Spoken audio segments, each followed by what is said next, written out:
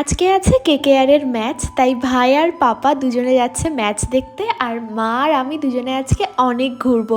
তো ভাই আর পাপা তো ইডেনের সামনে নেমে গেল, আমি আর মা তারপর গেছিলাম প্রিন্সেপ ঘাটে। প্রিন্সেপ ঘাটে আজকে প্রথমবার আসলাম, আমার ভীষণই ভালো লেগেছে জায়গাটা, আর এখানে তো অনেকগুলো ছবিও তুলেছি। মা আমার ভিডিওতে একদমই আসতে চায় না, তাই মাকে আর ডিস্টার্ব করিনি। তারপর আমরা গেছিলাম নিউ মার্কেটে এসেই মায়ের থেকে এই ফুলগুলো কিনে নিয়েছি।